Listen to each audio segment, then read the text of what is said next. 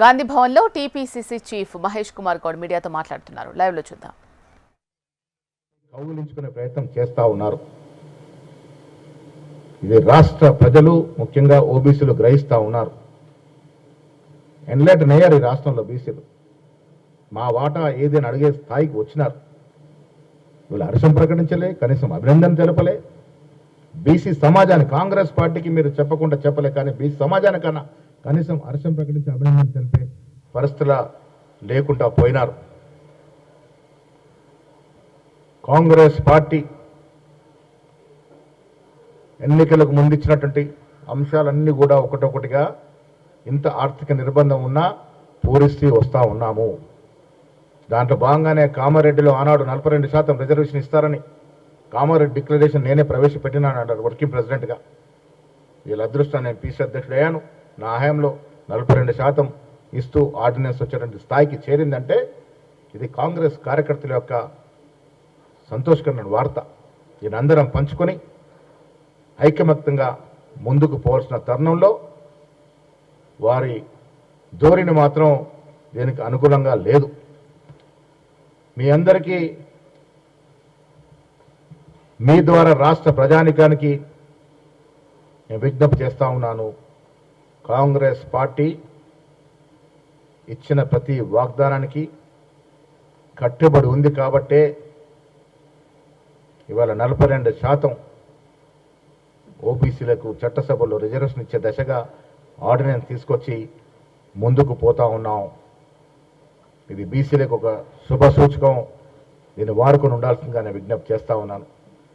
10 ఏళ్ళు అధికారంలో ఉన్న బీఆర్ఎస్ పార్టీ కనీసం 2018లో ఈ 42% రిజర్వేషన్ ఇచ్చి కేంద్రం నొప్పించుంటే కొన్ని వేల మందికి అలా బీసీలకి రాజకీయ అవకాశాలు వచ్చేవి. అది రాకుండా అడ్డుపడమే కాకుండా ఇలా కాంగ్రెస్ పార్టీ చేస్తే హర్షించాల్సింది పోయి విమర్శిస్తూ ఉన్నారు. వాళ్ళే నాయకురాలు కవిత గారు, అసలు ఆవిడ ఏ పార్టీలో ఉండో అర్థమవుతలేదు నాకైతే. బీఆర్ఎస్ పార్టీలో దయ్యాలు ఉన్నాయి అన్నారు. మరి ఆ దయ్యాలు బయటకు పోయినాయా? బీఆర్ఎస్ పార్టీ ఇంకా దయ్యాలు ఉన్నాయా? ఉంటే ఆ దయ్యాల పేర్లు ఏమిటి? ఆ దయ్యాల కార్యక్రమాలు ఏంటి? ఇప్పుడు ఎవరంట పడతా ఉన్న పిశాచులయ్యి? ఆ దయ్యాలు పిశాచులు పీడ వదిలిందా లేదా చెప్పే స్థాయిలో లేదు. మొన్న ఆవిడ మేము ఆర్డినెన్స్ తీసుకొస్తే ఆవిడ రంగులు పోసుకొని తీర్మార్ డ్యాన్సులు చేస్తూ ఉంది. ప్రజలు టీవీ చూసినంత నవ్వుకుంటా ఉన్నారు. రంగులు వేషాలు మార్చుకున్నంత మాత్రాన పిల్లి పులిగా మారుతుంది అనుకుంటే అది అవివేకం అవుతుంది. లిక్కర్ స్కామ్లో రాష్ట్రానికి తలవంపు తెచ్చిన కవిత భగీరథ ప్రయత్నం చేసినా ప్రజలు ఆమెను పట్టించుకోరు. తెలంగాణ రాష్ట్రం వచ్చినా సామాజిక తెలంగాణ రాలేదని చెప్పిన కల్వకుంట కవిత మరి బీఆర్ఎస్ అధికారం ఉన్నప్పుడు ఎందుకు స్పందించలే? ఇవాళ బీఆర్ఎస్ వల్ల సామాజిక రాలేదని ఒప్పుకున్న ఆవిడ మరి బీఆర్ఎస్ వల్ల వచ్చిన ఎమ్మెల్సీ పదవి ఎందుకు రాజీనామా చేయట్లే? బీఆర్ఎస్ పార్టీకి ఎందుకు రాజీనామా చేయట్లే? అలా చేస్తుంటే కనీసం కొంత నమ్మేవారేమో.